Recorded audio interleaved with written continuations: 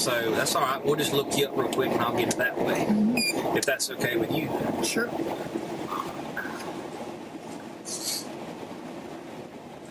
Because I got to have your ID number for the phone. I think it's got a 512 on it. I think it's got a 135. Beyond that, I don't know. That's all right. This won't take too terribly long, I promise.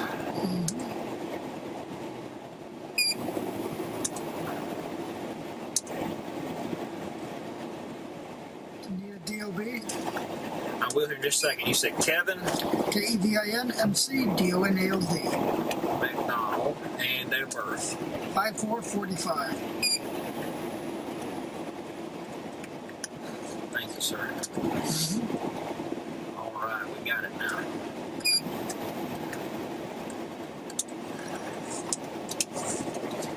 It'll take me just a minute to get this paperwork started. I greatly appreciate you sticking around and willing to do this for me. It's a big help. I could be magnanimous and say it's a nice civic duty, but let's just say it's the right thing to do. Yes, sir. I'm really annoyed at that guy. Unless it was something beyond his control. I can't discuss it, but I can tell you we're going to this great extent for a reason, if you know what I mean. Yep.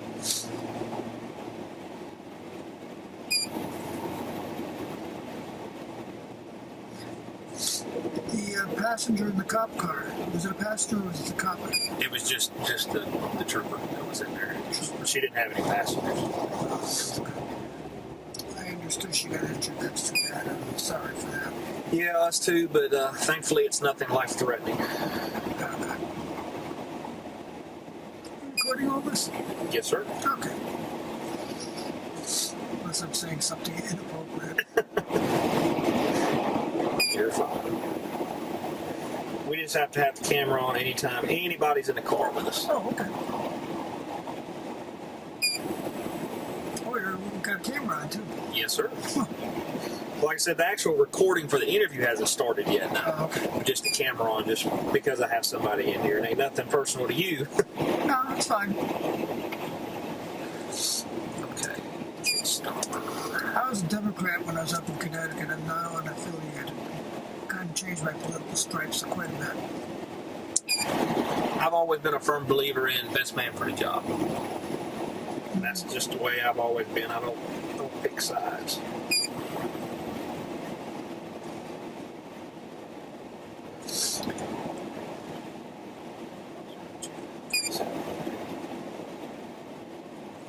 Well, in 2012, I held my nose and voted for Romney. See, I don't even remember if I voted in 2012. And my first cousin was governor of Connecticut for 10 years. And I was on the DTC. Went the other way. Right. What's your address, sir? 3364 Sequoia Road. SEQOIA Road, Orange Park, 32073. Thank you, sir. Cell phone number? 904-866-0490. Thank you, I sir. got to change my... Absolutely. If you need to adjust that seat, you're more than welcome to. What do you adjust it? There's a little thing on? Yeah, there's a little lever on the side that'll let it forward. No, that's fine. I usually have mine up a little higher in the back, but I can't seem to... So it should be right there about the hinge point. Now, is it electric or is it a... No, sir, it's a handle. It's a hand. I'm not so used to those anymore. The hell with it. It'll be fine. Okay. If it gets me too bad, let me know. I'll come around there and do it for you. Okay. Do you currently work anywhere? Or are you retired? I'm retired. I have an active broker's license, real estate, but I have no clients. I got you. You just do it part-time as a hobby. I used to do it. I don't do it anymore. I'm basically retired, but I keep my license up. I don't blame you. All right, sir. So the way it'll work is I have a little recorder here. I'll turn on here in a few minutes. It's just a little audio recorder I'll set in between us. This piece of paper here that I've been filling out is just a witness interview form, okay? When I turn the recorder on, I'll start reading this form verbatim. You'll hear me start reading all this stuff out. All right, the important part is this oath right here. Okay? Because this is just like testifying in court. Before we get going, I just have another question. Absolutely. The guy who hit me, I'm going to get a copy of his license, registration, insurance. You will get a copy of, because his information will be on the crash report that you'll be documented on, and before you leave here, you'll be given a driver exchange with all that information. Great. Okay, thank you. Yes, sir. For this oath here, this is just like testifying in court. Okay. You have to raise your right hand, swear to tell the truth. Okay. As long as you agree to that, I'll get you to print and sign your name. I'll verify your information, just name, address, and telephone number, and that you're retired, and then we'll get to the actual interview. Okay. Do you have any other questions before we get started? I don't think so. Okay. Is it okay if I ask stupid questions halfway through the interview? If I have a question? You can ask all the questions that you like. Okay. Now, of course, as part of sometimes of a criminal investigation, there's not always some questions I may not be able to answer. Mm-hmm. Okay. And with that, while I'm interviewing you, if I ask you a question you don't know the answer to, by all means, just say I don't know. Fine. So, all this is doing is just documenting what you saw. We're not trying to base our entire investigation just solely on your statement. Yep. If you're ready, we're gonna get started. Okay. I, Corporal Devin Sheffield, the Florida Highway Patrol, conducting a criminal investigation and interviews being conducted on the scene. Today's date is July the 23rd, 2021. The time is 8:33 p.m. The person's present in this interview are myself and Kevin McDonald. The name of the person being interviewed is Kevin McDonald. His driver's license number is MMike235-512-451640 out of Florida. This sworn interview is being taken in relation to case number FHBG 21OFL025373. This will be a sworn recorded interview taken by a law enforcement officer pursuant to section 117.104 state statute. If you please raise your right hand. Thank you, sir. Do you swear or affirm that the statement you're about to give will be the truth, the whole truth, and nothing but the truth? I swear and affirm. Thank you. All right, if you will print and sign right there for me. Here, I'll hold it still for you. Print. Yes, sir.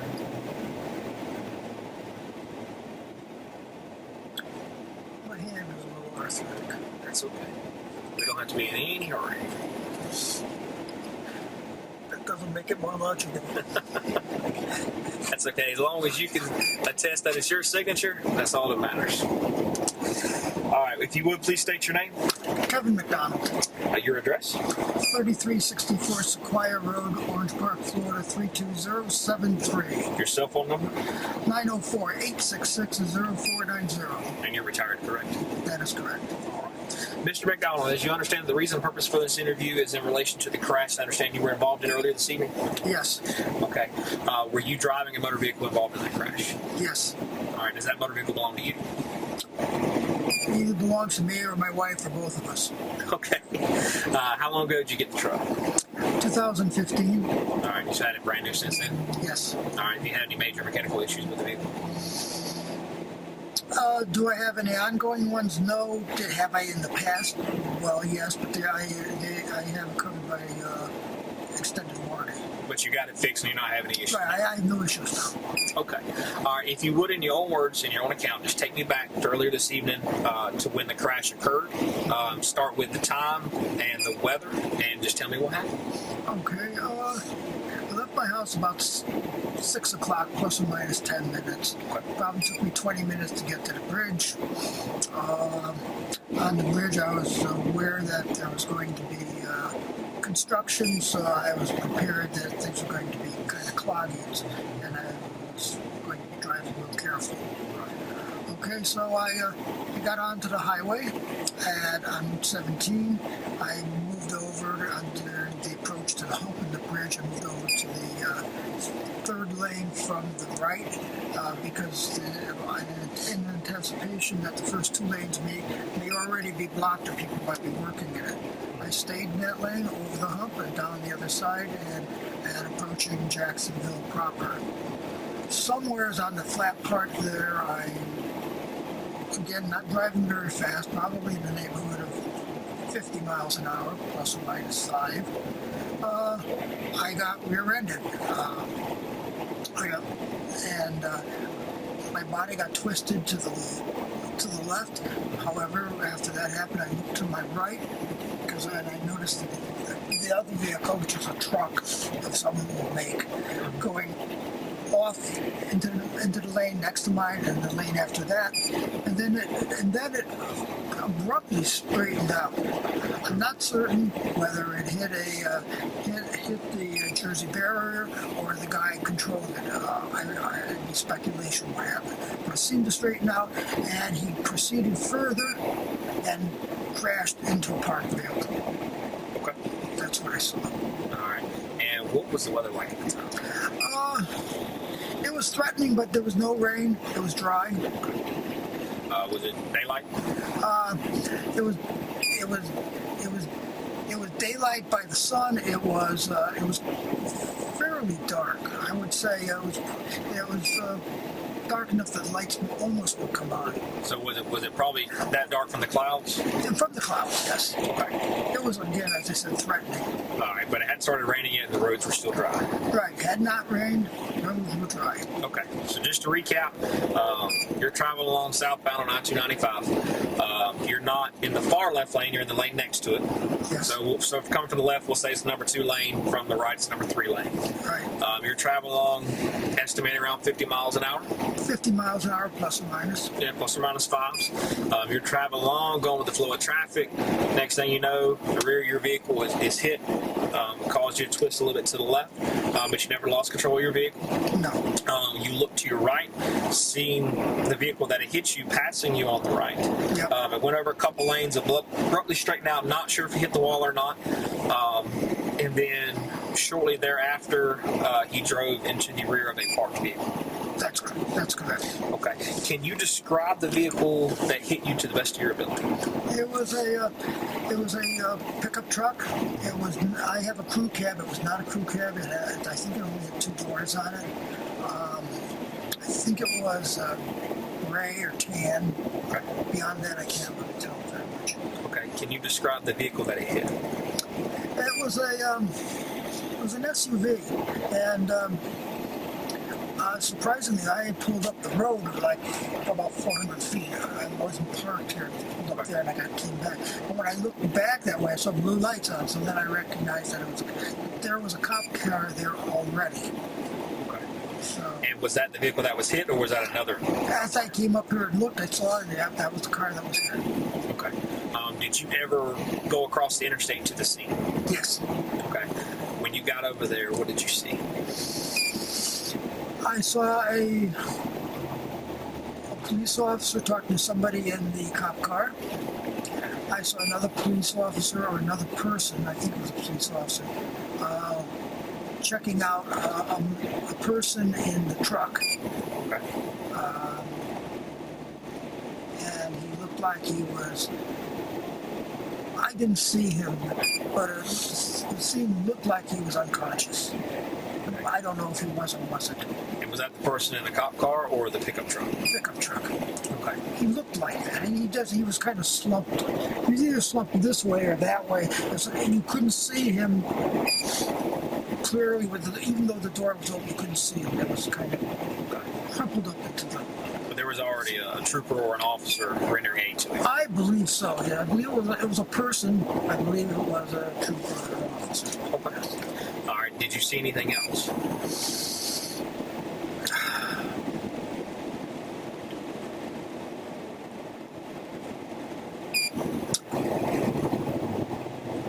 I don't think so. No, I don't think so. Did you talk to anybody over there? I talked to this black woman. She said some kind of information about. I don't even know what she said actually. Okay, and that's fine. In the person over here that's ahead of us right now in the Pathfinder, when I got out of my car, I actually walked down this way and looked my car up there. I talked to him a little bit, and he said he had a recording of it. And he saw him hit my car and proceed further. Okay, so he saw both crashes and has a dash cam video. I don't know if he saw he saw mine. Okay, I don't know if he saw the other one. Okay, but you know he did see your crash. He told me he saw mine. Okay.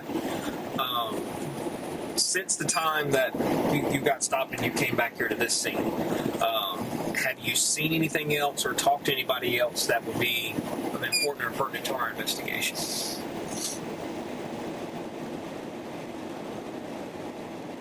No.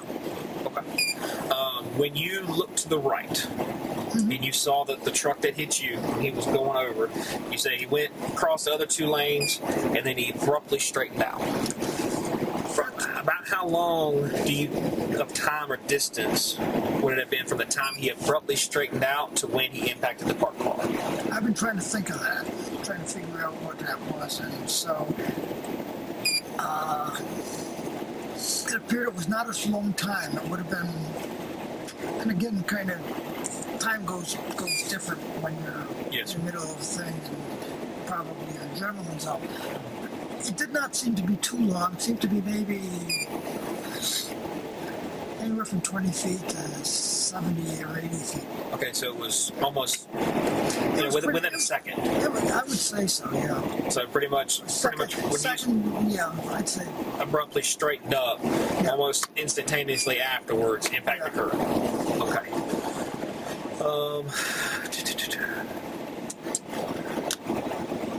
But you stopped up ahead. You said roughly about 400 feet. Yeah. And at first you got out and walked back here. That's correct. Then you went over to the scene. Yeah. There was already law enforcement officers over there rendering aid to the driver of the pickup and the officer inside. Yeah, right.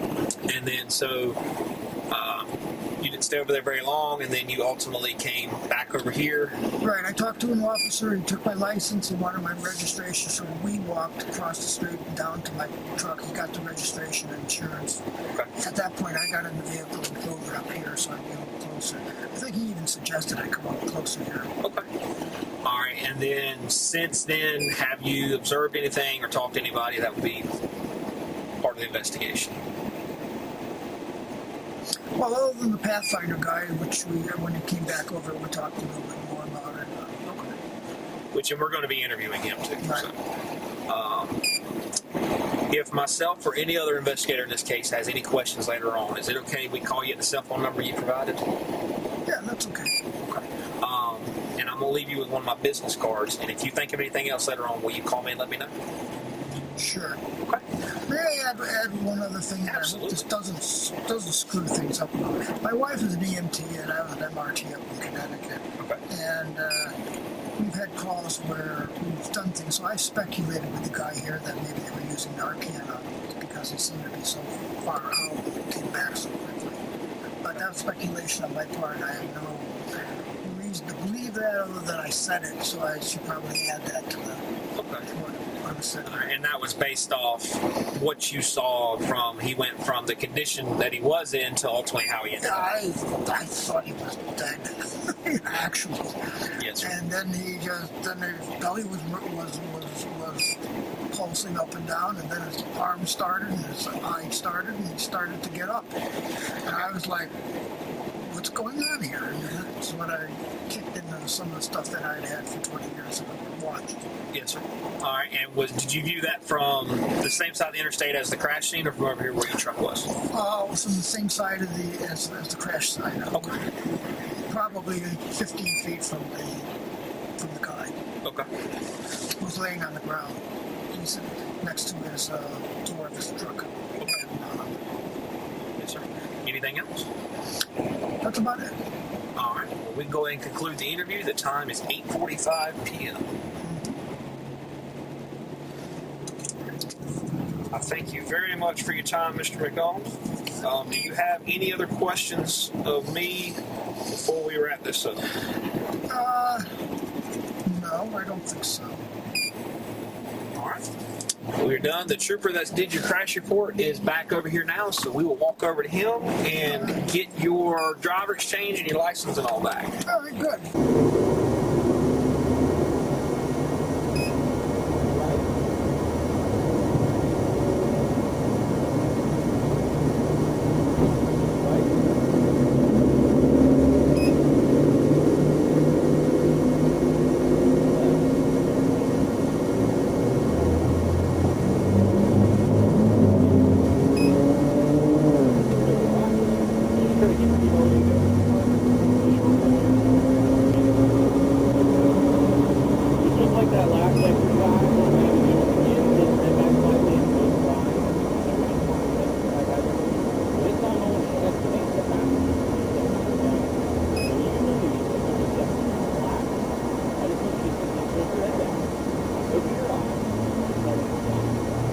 Does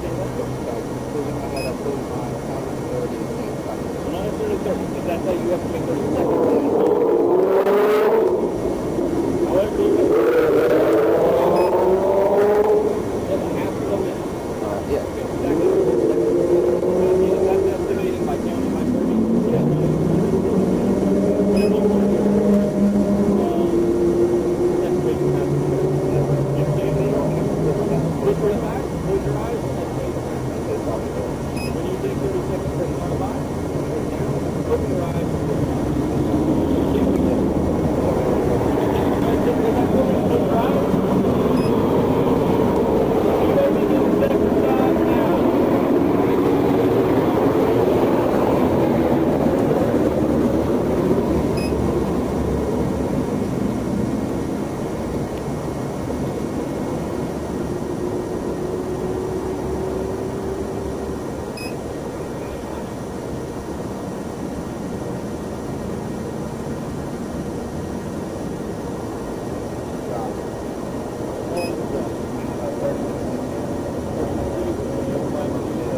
Some people do like thousands, some down, some cities, whatever.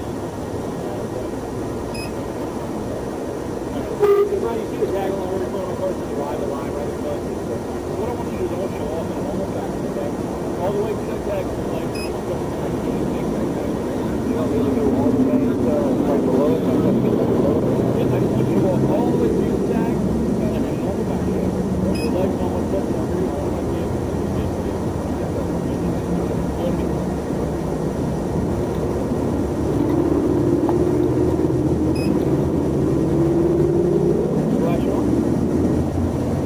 You are exhibiting indicators of impairment, okay? It leads me to believe that you're on track with our impairment. This time, I placed you to rest rather than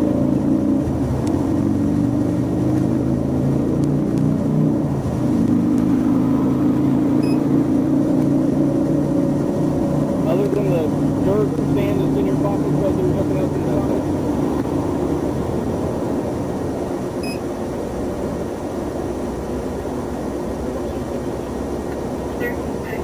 Come on back here. So Throughout these exercises that we administered, he exhibited the indicators of impairment such as you missed heel toe a couple of times, stepped off brake. Okay, well, again, due to the circumstances, everything I've seen so far, I do believe it's normal faculties are impaired as well. Relation and arrest for driving under the influence. Okay. Just go and have a seat right here for me.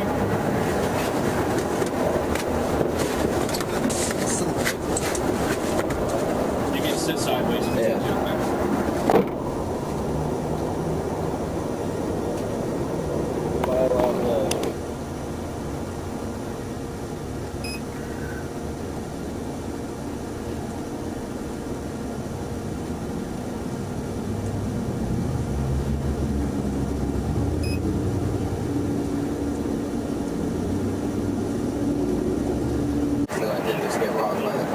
Okay, well, again, due to the circumstances, everything I've seen so far, I do believe it's normal faculties are impaired as well. Relation and arrest for driving under the influence. Okay. Just go and have a seat right here for me.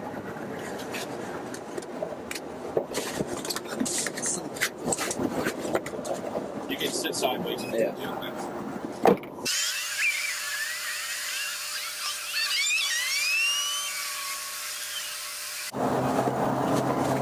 Can you hear me better now? Yes. Okay.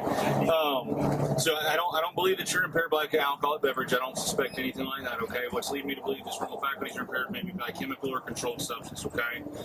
So due to that, I'm now requesting that you submit to a lawful test of your urine for the purpose of determining the presence of a chemical or controlled substance. Are you going to submit to the urine test? I'm already going to jail. There's no point to take this urine test. So you're not going to take the urine test? No.